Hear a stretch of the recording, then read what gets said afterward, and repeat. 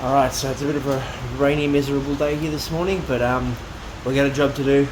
We got a fire to light. We're only running one smoker today, not the small one and the big one. We're just throwing up the big one, as we normally do on a Monday, so Alright, so we got all our very thin splits that we're going to use for kindling now. So, I'm just going to get our fire lit, and you really can't see it here unless I turn this on. So what we've got is just our coal bed, so all the wood burned down from the night before. Just going to make a nice coal bed, nice base, and we're going to stack these splits on here now.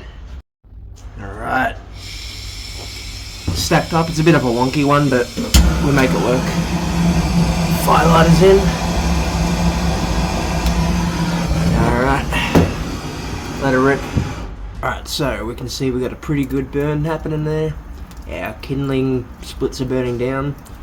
In here we just chuck in a bit of these like just offcuts that I keep in a tub to the side just to help throw in there as it's burning till we get a nice blaze, and then all these preheated splits up here we'll chuck on and that'll be it. We'll close her up and we'll let her get up to our 250 smoking temp.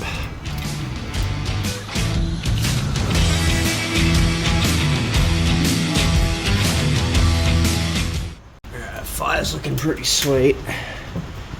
Just gonna get our LED inkbird plugged in.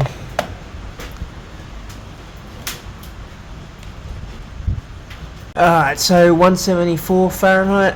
We're aiming for 250 in the centre of the pit here, so now that all our white smoke's billowed out and we're getting a clean burn, we can shut her up and let her climb. So let her get to 250, and then we start by loading up our briskets.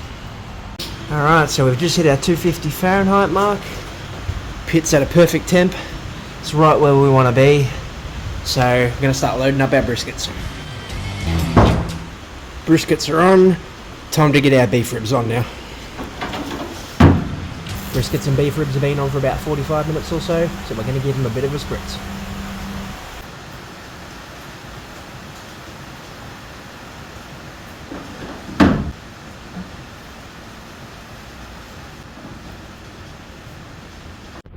So our fire was looking a bit low, so we just chucked one preheated split on.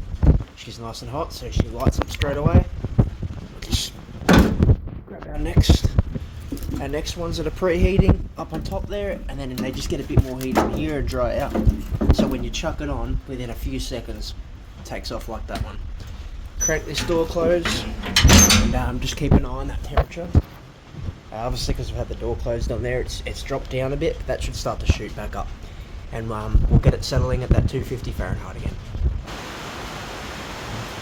Next, we start loading up our chicken wings. This can take a little while because we load anywhere between 50 and 100 kilos per day. So pretty much like taking any feathers off the wings if there are any, and then we're trying to tuck them in a nice neat row. It's supposed to be in a zigzag method, so down, up, down, up. Obviously I've done down here because stupid. But by doing this you can tuck. What will happen as you load these up, when you do your zigzag, you'll be tucking them in and the wings will fold under each other, so they'll sort of tuck into each other like that, and you can load this up and that way everything's exposed. They get a nice even cook.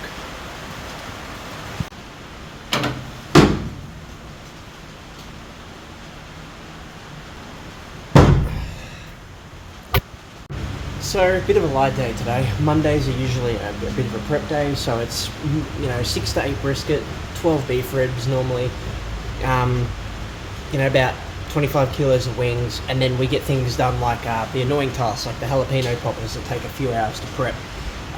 They're very quick to smoke, but it's kind of light. And then Tuesday's a bit busier. We're starting to create our bank for the week, so we're starting to build up our stock leading into big service, which is steak night on Wednesday.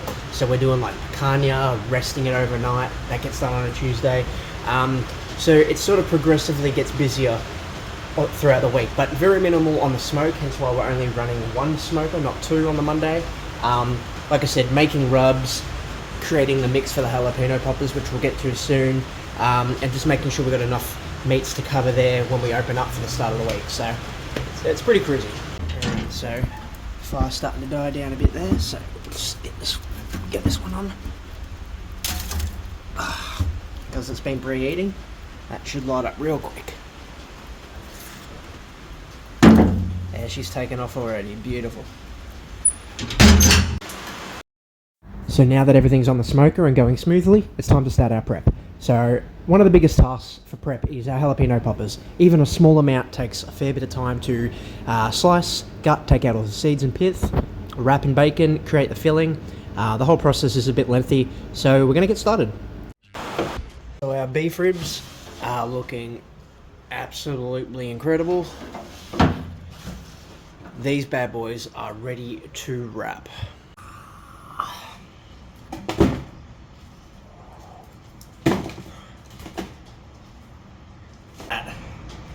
That is a beef rib.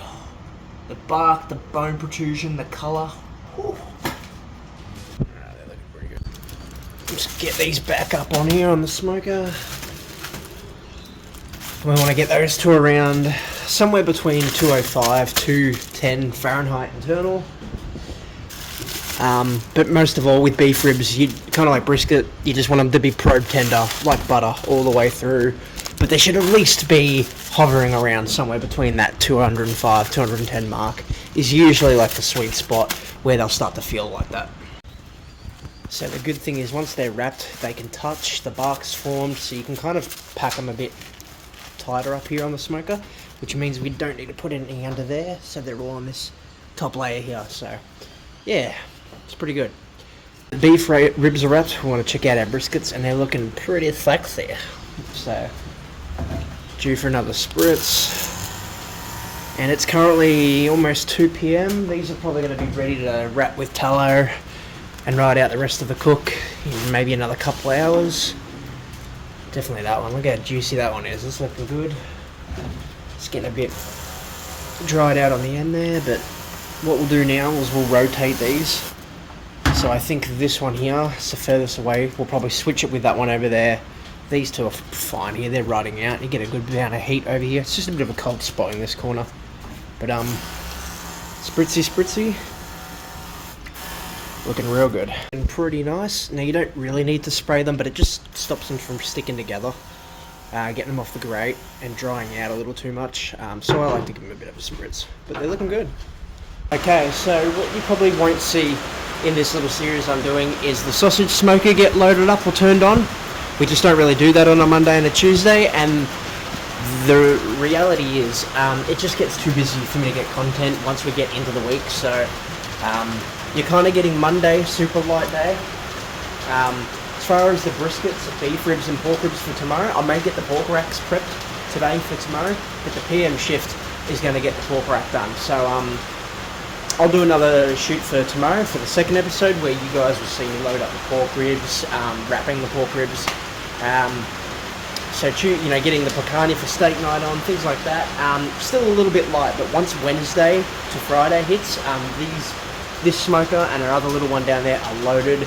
It's mayhem. There's that much prep to go. All the numbers jump up. 12 plus brisket, 20 beef rib, 20 pork rib, 50 kilos wings, 50 kilos sausage, chicken halves, more poppers. It just gets too nuts to sort of stop and break everything down. So that's where I'm at. But yeah, so Monday and Tuesday we can get away. Actually, tomorrow we'll be firing up the little smoker too. So we'll get that done as well. Our pork shoulders and our pork ribs will go down there. Just we like to keep the pork and the beef separate now so we can cater to halal customers. But yeah, we'll fire up, we call her Black Betty, we'll fire up Black Betty tomorrow, and potentially, what does our schedule say?